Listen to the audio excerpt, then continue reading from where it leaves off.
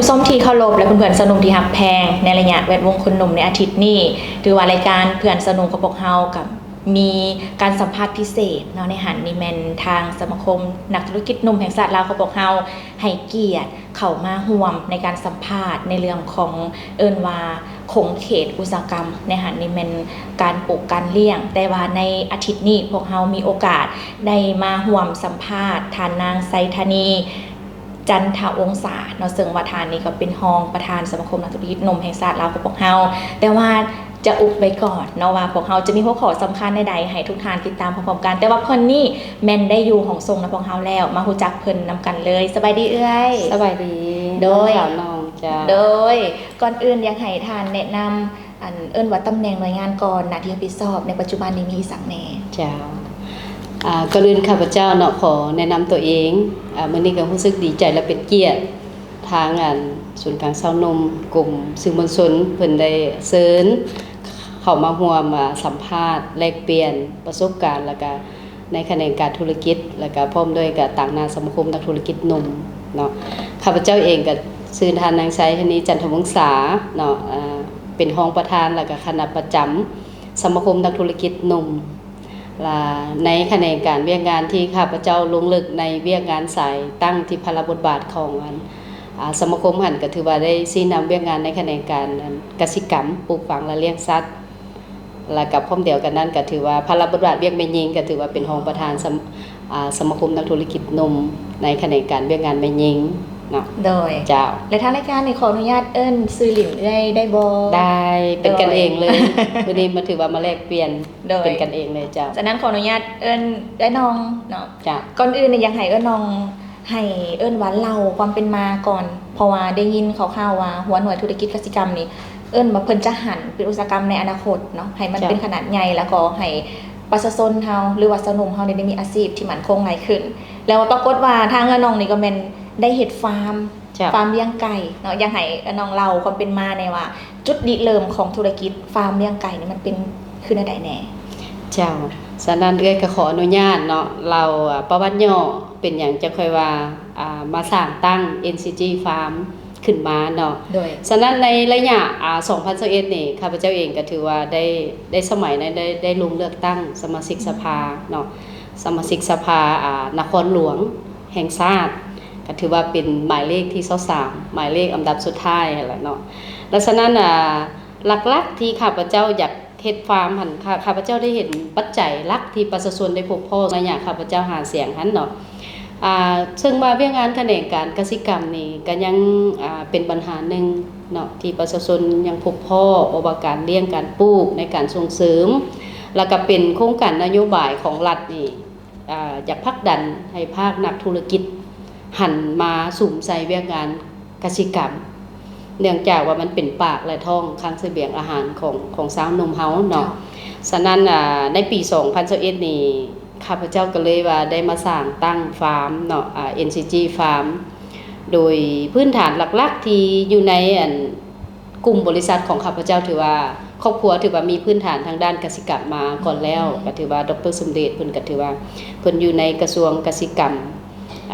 สมัยนั้นก็ถือว่าเพิ่นได้คุ้มครองเวียกงานกสิกรรมหันบ่ว่าโรงงานหัวอาหารสัตว์หนองแตงบ่ว่าโรงงานหัวอาหารสัตว์ทางงอนหรือว่าฟาร์มเลี้ยงไก่ไข่ลาวฮังการีหันแล้วก็ฟาร์มเลี้ยงหมูหลายแห่งที่เพิ่นคุ้มครองสมัยนั้นก็ถือว่าข้าพเจ้าเองก็ได้ติดตามเพิ่นอยู่ระยะนั้นก็ถือว่าประชาชนพวกเขาไปได้ในสมัยนั้นเนาะถือว่าพวกเขามันมีคลังเสบียงอาหารมีพ่อพันธุ์แม่พันธุ์ไก่ไข่พ่อพันธุ์แม่พันธุ์ซีนถือว่าประชาชนสามารถกุ้มตัวเองได้ในสมัยข้าพเจ้ายังน้อยสมัยนั้นเนาะก็ถือว่าตกมา2021นี่ค่ะเพิ่นก็รีไทร์แล้วเนาะถือว่าเพิ่นก็รีไทร์แล้วค่ะเป็นหยังข้าพเจ้าจะขออยากให้มาฟื้นฟูตัวคลังเสบียงอาหารนี่คืนอีกบัดนึงเนื่องจากว่าความรู้ของเพิ่นมันล้นฉะนั้นอยากให้เพิ่นถ่ายทอดเอาความรู้ให้บรรดาภาคธุรกิจที่ยังหนุ่มน้อยนี้เพื่อสืบทอดเวียกงานกสิกรรมเนาะในแขนงการปลูกฝังและเลี้ยงสัตว์นี้ฉะนั้นก็เลยว่าได้หลักๆถือว่าข้าพเจ้าเองก็เลยได้ลงมาสร้างฟาร์มเลี้ยงไก่ไข่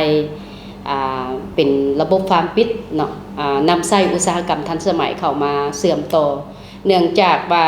เดี๋ยวนี้ก็รัฐบาลก็อยากให้พวกเราหันใส่เป็นกสิกรรมที่ทันสมัย แล้วก็กสิกรรมที่สะอาดก็เลยว่ามาสร้างตั้งฟาร์มเลี้ยงไก่ไข่อยู่เขตบ้านนาสาราและบ้านดองบัวซึ่งปัจจุบันนี้ก็ถือว่าสามารถเลี้ยงไก่ไข่ทั้งหมด100,000 ตัวแล้วก็มีจำนวนฟาร์มปิด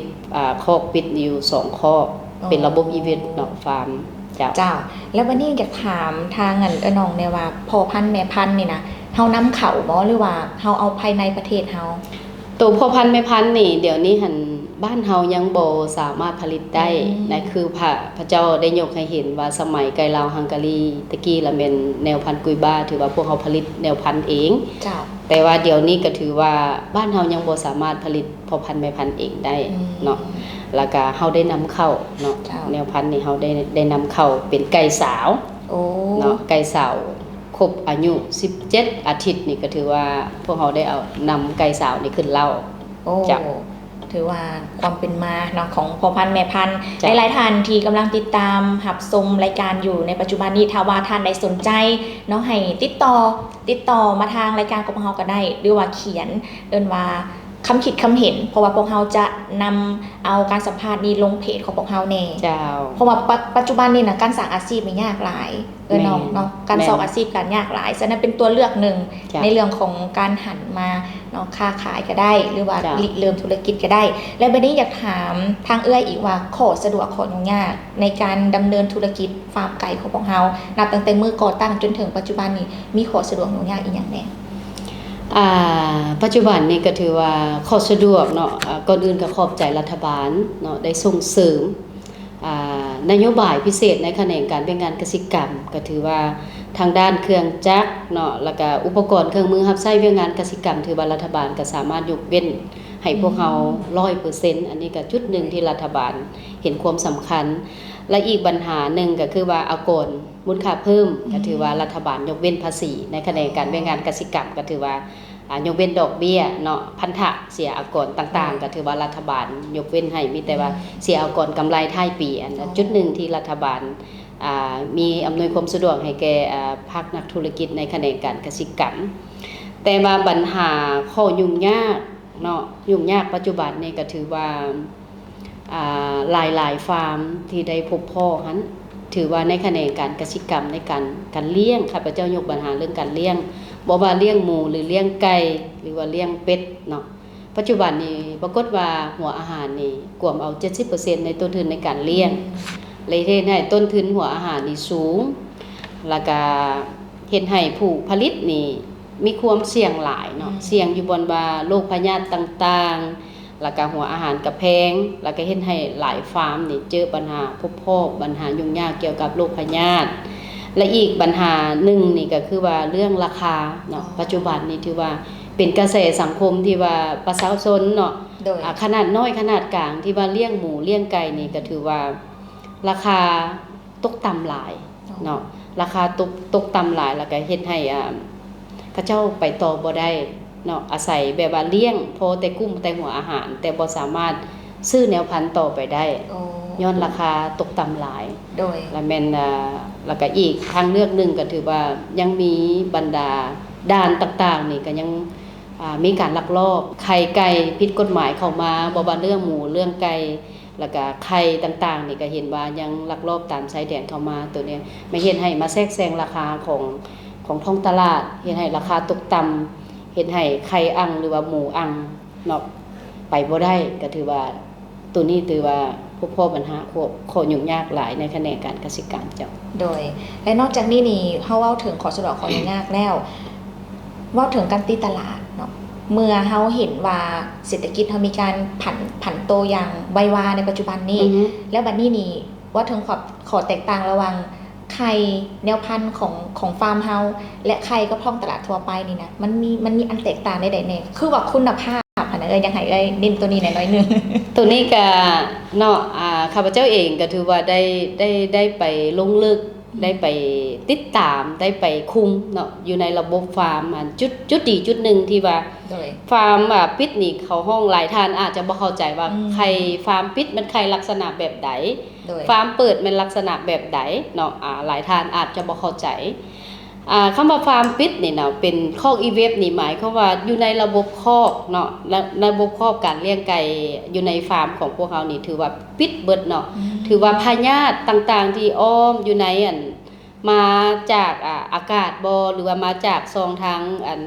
ในฟาร์มที่ว่ามันมีหูมีหยังถือว่ามันจะบ่มีลักลอบเข้าไปในอยู่ในฟาร์มใดเขาห้องว่าเป็นฟาร์มปิดเนาะเนื่องจากว่าอยู่ในฟาร์มหันน่ะอุณหภูมิเนาะอยู่ในคอกหันอยู่ประมาณหม่อง27องศาถือว่าไก่นี่เพิ่นจะกินหัวอาหารต้องอยู่ในอุณหภูมิที่เย็นสองมาแล้วแม่นคอกนี่ต้องสะอาดบ่มีกลิ่นเลยล่ะอยู่ในคอกระบบคอกอีเวฟนี่ถือว่า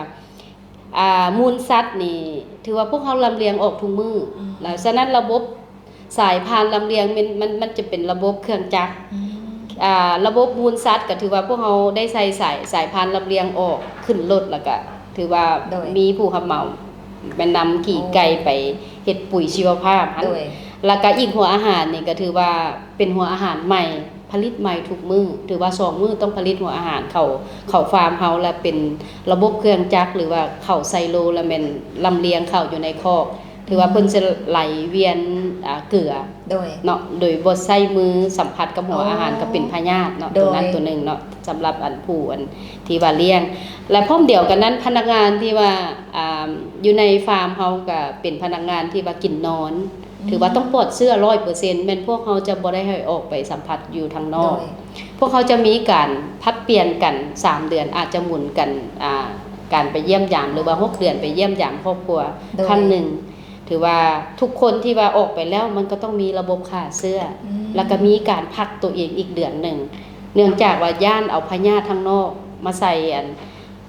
ไก่เนาะหลายคนก็เป็นวัดเป็นไอเป็นอย่างเวลาพักออกไปนอกแล้วพวกเขาเวลาพักมาพวกเขาต้องพักอีกเดือนหนึ่งจะไปสามารถเข้าอยู่ในข้อของพวกเขาได้เนาะฉะนั้นคุณภาพของไข่นี่ก็ถือว่า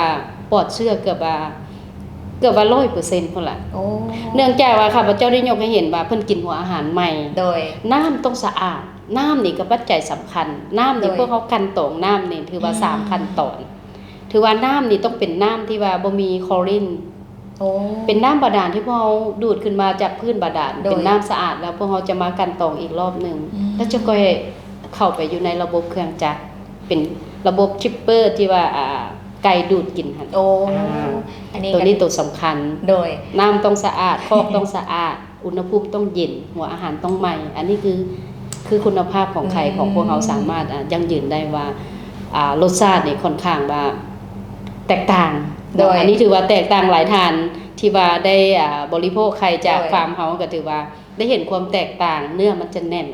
เนาะอันนี้หลายทานที่ว่าเอาไปกินแล้วแซ่บเป็นฟาร์มอื่นอันนี้ข้าพเจ้าได้ฟีดแบ็กจากตลาดที่ข้าพเจ้าตอบรับมาจากฟาร์มเฮาอันนี้ก็ข้าพเจ้าก็ดีใจที่ว่าได้เฮ็ดแล้วก็ดีใจที่ว่าได้รักษาความสะอาดให้ผู้บริโภคที่ว่ากินไข่ต้องปลอดเชื้อถือว่าเป็นไข่ปัจจัยสำคัญที่สุดเนาะที่ว่าทุกคนบริโภคทุกๆมื้อบ่ว่าเด็กน้อยบ่ว่าผู้ใหญ่ผู้เฒ่าก็บริโภคไข่ทุกๆมื้อเนาะอันนี้ก็ต้องได้คัดสรรคุณภาพและวันนี้ขนาดทางฟาร์มของเอ้ยนี่มันไข่นี่มีจักขนาดเอ้ยจังสามารถไข่นี่เดี๋ยวนี้ระบบอุตสาหกรรมนี่พวกเขาจะมีเครื่องจักรแยกคัดไข่คือว่าสายพานลำเลียงมาแล้วพวกเขาจะมาแยกน้ำเบอร์ไข่หั่นเนาะมันจะเป็นเซ็นเซอร์ยิงตามน้ำหนักของหน่วยไข่มันจะพวกเขาจะคัดเริ่มจากเบอร์0เบอร์1เบอร์2เบอร์3จนฮอดเบอร์น้อยสุดก็คือว่าเบอร์6เบอร์6นี่ถือว่าน้อยสุดไก่สาวส่วนหลายเพิ่นจะอยู่ในระหว่างเบอร์6กับเบอร์5ส่วนหลายเอาไก่สาวเข้าใหม่แล้วจะส่วนหลายจะได้กินไข่เบอร์น้อยไก่สาว17อาทิตย์ทานผู้ส้มเนาะทานได้ที่อยากได้รับประทาน